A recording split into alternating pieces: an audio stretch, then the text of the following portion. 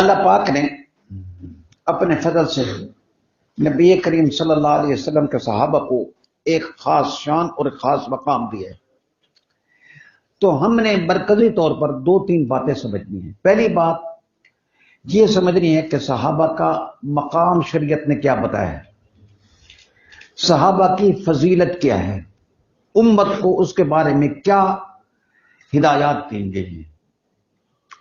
صحابہ کا مقام یہ ہے کہ وہ سچے پکے مسلمان تھے، عادل تھے، سب کے سب صحابہ. اور ان کی سب سے بڑی فضیلت جو ہے نا وہ یہ ہے کہ اللہ ان سے راضی ہو گیا. جو چیز جنتیوں کو جنت میں سب سے آخر میں ملے گی، صحابہ کو یہاں پر دنیا میں مل گئی. حضور علیہ الصلوۃ والسلام کی صحبت کی برکت سے ان کو ایمان کی مٹھاس اور حلاوت مل گئی. قرآن نے کہا وَلَٰكِنَّ اللَّهَ حَبَّبَ إِلَيْكُمُ الْإِيمَانَ وَزَيَّنَهُ فِي قُلُوبِكُمْ. صحابہ کرام کو دین کے ساتھ، ایمان کے ساتھ، ایمانی تقاضوں کے ساتھ محبت بھی تھی اور ایمان کی انہوں نے مٹھاس چکھ لی تھی. ہر چیز کی ایک مٹھاس ہوتی ہے نا، ذوق ہوتا ہے، لطف ہوتا ہے. ان کو ذوق نماز مل گیا تھا، ان کو ذوق دعا مل گیا تھا، ان کو تلاوت کا لطف مل گیا تھا، ان کو ایمان کی مٹھاس مل گئی تھی. وَلَٰكِنَّ اللَّهَ حَبَّبَ إِلَيْكُمُ الْإِيمَانَ. اسی طریقے سے صحابہ کے دل میں کفر کی، معصیت کی نفرت آ گئی تھی، عقلی بھی طبی بھی. میں اس پر جو اشکالات ہونے والے ہیں وہ پھر بعد میں بتاؤں گا مختصر طور پر.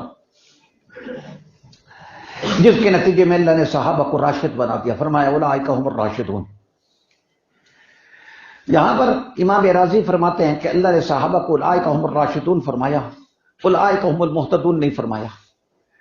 اس وقت سے کیا محتدون اس کو کہتے ہیں، ہدایت کا مطلب ہوتا ہے راہ دکھائی جائے اس کو اور راہ سمجھ میں آ جائے، اور راشد کا معنی ہوتا ہے اس کے دل سے ہدایت کے چشمے ابلے. تو صحابہ کرام کے قلوب کی طہارت اور پاکیزگی اتنی زبردست تھی کہ ان کے دلوں سے ہدایت کے چشمے ابلا کرتے تھے. اللہ پاک نے یہ مقام، یہ مرتبہ صحابہ کو نصیب فرمایا، اور ان کے ہر عمل کے اندر اخلاص ہوتا تھا. اور اخلاص کا ایک خاص مقام اللہ نے ان کو ایسا دے دیا کہ حضور نے فرمایا کہ اگر میرا صحابی مد بھر جو خرچ کرے اور بعد والا احد پہاڑ کے برابر سونا خرچ کرے تو وہ میرے صحابی کے درجے کو نہیں پہنچ سکتا. وہ کمال اخلاص کی وجہ سے اور حضور کی صحبت کی برکت سے اللہ نے ان کو یہ مقام، یہ چیز عطا فرما دی تھی. امت کو ہدایت یہ ہے کہ صحابہ پر تنقید نہ کرو. اللہ اللہ فی اصحابی لا تتخذوہم من بعدی غرضا. میرے بعد ان کو تنقید کا نشانہ مت بنانا، میرے بعد ان کو زیر بحث مت لانا. جو ان سے محبت کرے گا وہ میری محبت کی وجہ سے ان سے محبت کرے گا. من احبہم فبحبی احبہم. اور جو ان سے بغض رکھے گا فببغضی ابغضہم. صحابہ رضی اللہ تعالیٰ عنہ کا یہ مقام ہے. ان کے اعمال اتنے اچھے تھے، ان کی زندگیاں ایسی پاکیزہ اور طہارت والی تھی کہ قرآن نے صاف کہہ دیا فَإِنْ آمَنُوا بِمِثْلِ مَا آمَنْتُمْ بِهِ فَقَدْ اهْتَدَوْا. اگر وہ ایمان ویسے لے آئیں جیسے صحابہ کا ایمان ہے تو وہ ہدایت یافتہ ہو جائیں گے. گویا کہ ایمان کا معیار صحابہ ہے. صحابہ کو معیار حق کہا جاتا ہے. صحابہ کو کیا کہا جاتا ہے بھائی؟ معیار حق. صحابہ کی یہ فضیلتیں ہیں. قرآن نے خود کہہ دیا لَقَدْ رَضِيَ اللَّهُ عَنِ الْمُؤْمِنِينَ. اللہ خوش ہو گیا. کوئی صحابی جہنم میں نہیں جائے گا. قرآن نے کہا وَكُلًّا وَعَدَ اللَّهُ الْحُسْنَى. اور دوسری جگہ پر قرآن نے کہا ان الذين سبقت لهم منا الحسنى اولئك عنها مبعدون. کوئی صحابی جہنم میں نہیں جائے گا. یہ بات ختم ہو گئی. اب اگلی بات، صحابہ ہمارے محسن ہیں. ہمارے محسن کیسے؟ کہ صحابہ نے 3 مرکزی کام کیے. دین کو ویسے سمجھا جیسے رسول اللہ نے سمجھایا. نمبر 2، دین پر ویسے عمل کیا جیسے رسول اللہ نے سمجھایا تھا. اور نمبر 3، دین کو ویسے پہنچایا جیسے رسول اللہ نے سے سمجھا تھا، عمل کیا تھا، حضور چاہتے تھے آگے سمجھائے. حجۃ الوداع کے موقع پر رسول اللہ صلی اللہ علیہ وسلم نے فرمایا فَلْيُبَلِّغِ الشَّاهِدُ الْغَائِبَ. چاہیے کہ شاہد جو موجود ہے وہ غائب کو میرا پیغام پہنچا دے. اس پر صحابہ کرام رضی اللہ تعالیٰ نے پورا عمل کر کے دکھایا. 3 مرکزی کام صحابہ نے کیے. 1، دین کو ویسے سمجھا جیسے رسول اللہ نے سمجھایا. 2، عمل کیا جیسے رسول اللہ نے سمجھایا. 3، اس پر صحابہ کرام رضی اللہ تعالیٰ نے پورا عمل کر کے دکھایا. عقبہ بن نافع رضی اللہ تعالیٰ عنہ صحابی ہیں، جا رہے ہیں، وہ الجزائر تک اسلام پہنچایا اور اپنے گھوڑے کے اگلے قدموں کو سمندر کے اندر ڈال دیا اور کہا یا اللہ مجھے پتہ نہیں ہے کہ پرلی طرف بھی کوئی مخلوق آباد ہے یا نہیں، اگر مجھے یقین ہو جائے تو میں اس گھوڑے کو کس کے اندر ڈال دوں، سمندر کے اندر ڈال دوں اور پرواہ نہ کروں، اور تیرے نبی تک کا پیغام جو ہے نا وہ اس کے پرلی طرف پہنچاؤں۔ یہ صحابہ کرام رضی اللہ تعالیٰ کے ہم پر احسان ہے۔ صحابہ نے پوری دنیا کے اندر دین پہنچایا، دین پہنچا کر وہ متوارثاً متواتراً ساری دنیا سے ہوتا ہوتا ہوتا ہوتا نصرن بعد نصرن ہم تک پہنچا۔ اس وجہ سے صحابہ کا ہم پر احسان ہے۔ صحابہ کے جب فضائل آتے ہیں تو ان فضائل میں ایک فضیلت یہ ہے کہ صحابہ رضی اللہ عنہ میں ایک فضیلت یہ ہے رحماء بینہم میں اشداء علی الکفار ہے۔ اب ان پر ذرا کچھ اشکالات ہوتے ہیں، میں بہت اختصار کے ساتھ ان اشکالات کا جواب دوں گا۔ ایک اشکال ہوتا ہے کہ بعض صحابہ سے معاصی کا صدور ہو گیا جس کی وجہ سے ان پر حد جاری ہوئی۔ تو یاد رکھنا کہ ہمارا عقیدہ یہ ہے کہ صحابہ محفوظ ہیں اور نبی معصوم ہے۔ نبی معصوم ہوتا ہے نبوت سے پہلے بھی، نبی معصوم ہوتے ہیں نبوت کے بعد بھی۔ نبی سے نہ صغیرہ گناہ ہو سکتا ہے نہ نبی سے کبیرہ گناہ ہو سکتا ہے۔ بخلاف صحابہ سے، صحابہ کی ایمان سے پہلی زندگی کئیوں کی کفر کی حالت میں گزری، بت پرستی کی حالت میں گزری، لیکن جب انسان اسلام لے آتا ہے، مسلمان ہو جاتا ہے، تو الاسلام یہدم ما کان قبلہ، اسلام پہلی چیزوں کو جو ہے نا کیا کر دیتا ہے، مٹا دیتا ہے، ختم کر دیتا ہے۔ اچھی طرح اس بات کو سمجھیں۔ صحابہ محفوظ ہونے کا مطلب کیا ہے؟ نبی کے معصوم ہونے کا مطلب یہ نہیں ہے کہ نبی سے اختیار سلب کر دیا جاتا ہے۔ نبی کی فطرت اتنی پاکیزہ ہوتی ہے کہ وہ گناہ کی طرف مائل ہی نہیں ہوتی اپنے پاکیزگی فطرت کی وجہ سے کبھی بھی، لیکن اختیار رہتے ہیں۔ یہی فرق ہے بنیادی نبی میں اور فرشتے میں۔ فرشتے میں اختیار ہی نہیں ہے، نبی میں اختیار رہتے ہیں۔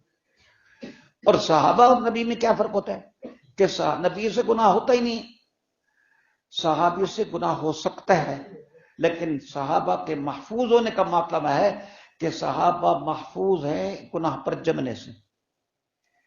صحابہ محفوظ ہیں کس بات سے؟ عن استقرار الذنوب، کہ وہ کسی گناہ پر جم جائے۔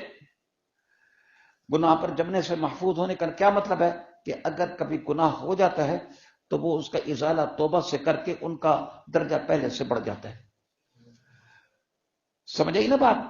اور اس میں ایک حکمت بھی ہوتی ہے۔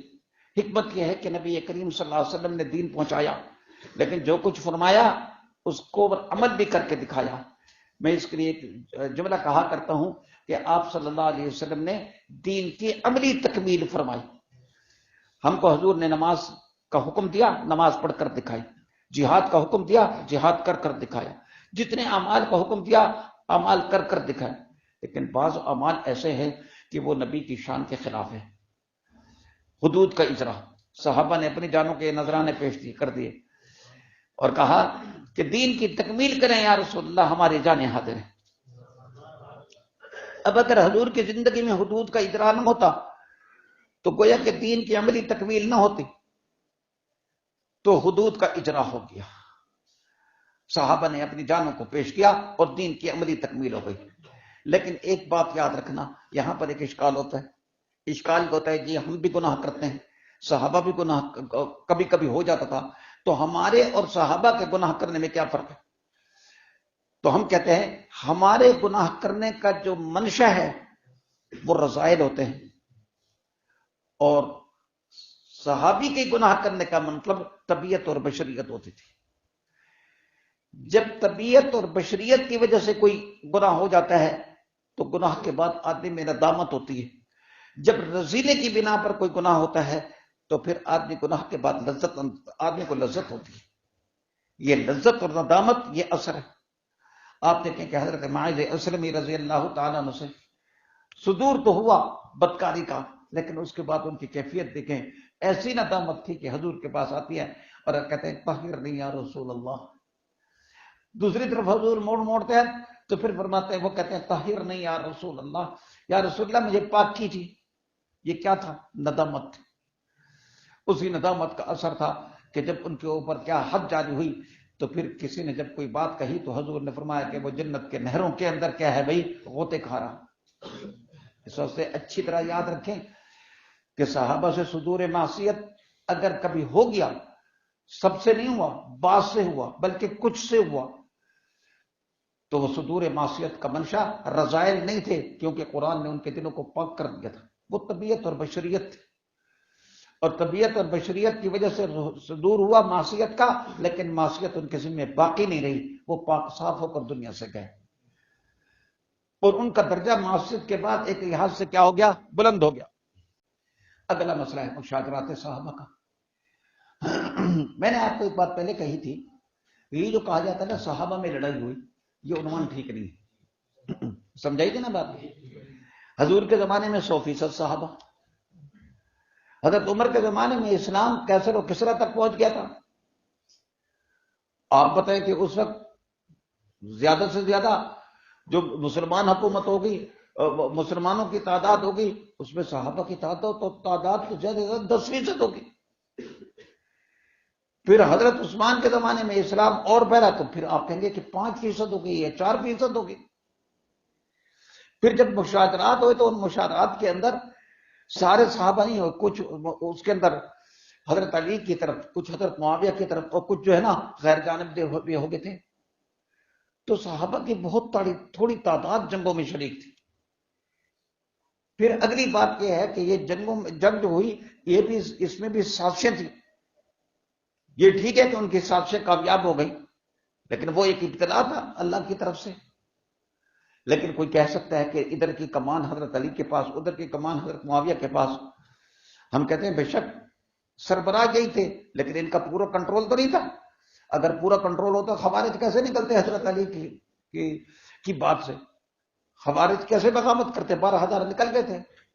اس واسطے ایک تو عنوان ٹھیک ہونا چاہیے۔ ہاں یوں کہے کہ صحابہ کے زمانے میں مسلمانوں کے اندر لڑائی ہوئی اور اس کے اندر صحابہ بھی تھے، لیکن اتنی بات یاد رکھیں کہ جو صحابہ تھے یا صحابہ کی اتباع میں مخلصین تھے، وہ القاتل والمقتول فی الجنہ۔ کیوں؟ ان کا مقصد اور منشا رضا الہی تھا۔ اور جو دوسرے تھے منافقین تھے، وہ القاتل والمقتول فی النار۔ میں آپ کو ایک بات بتاتا ہوں، ایک دل میں اخلاص اور کینہ جمع نہیں ہو سکتے۔ ایک دل میں اخلاص اور کینہ جمع نہیں ہو سکتے۔ کینہ جذبہ انتقام کو کہتے ہیں۔ حضرت علی رضی اللہ تعالیٰ عنہ جس طرح اپنے لوگوں کی نماز جنازہ پڑھ رہے ہیں، اپنے فریق مخالف کے مسلمانوں کی بھی نماز جنازہ پڑھ رہے ہیں، یہ علامت ہے اس بات کی کہ ان کے دل میں اخلاص تھا، ان کے دل میں کینہ نہیں تھا، ورنہ وہ ان کے فریق مخالف کے جو لوگ تھے فوت شدہ، ان کو وہ آگ لگاتے، انتقام لیتے۔ انتقام لیے، نماز جنازہ پڑھی۔ اس وقت سے یاد رکھے کہ صحابہ کرام میں جو ہوئی وہ جانبین میں اخلاص تھا۔ حالات ایسے بن گئے تھے، کئی دفعہ حالات ایسے بن جاتے ہیں کہ آدمی جو ہے نا ان حالات کے دباؤ میں آ جاتا ہے یا بہاؤ میں آ جاتا ہے۔ یہ لمبا موضوع ہے، لیکن میں اختصار کے ساتھ میں نے اتنی بات کہی ہے۔ خلاصہ یہ ہے کہ الصحابۃ کلھم عدول، صحابہ سب کے سب عادل ہیں۔ کبھی کسی صحابی نے جھوٹ نہیں بولا، کبھی کسی صحابی نے خیانت نہیں کی، نہ دین کے بارے میں نہ کسی اور چیز کے بارے میں۔ یہ چیزیں سب صحابہ کے بارے میں جب ذہن میں ہوگا، پھر صحابہ کی عظمت سامنے آئے گی۔ ہمارے لیے ضروری ہے کہ ہم صحابہ کا بھی دفاع کریں۔ صحابی کس کو کہتے ہیں؟ جس نے حضور کو دیکھا اور ایمان کی حالت میں ایمان اس کا کیا ہوا، اس پر خاتمہ ہوا۔ لیکن اس کے ساتھ ہم دوسری بات یہ بھی کہتے ہیں، صحابی کہتے ہیں ہم نشینان رسالت کو۔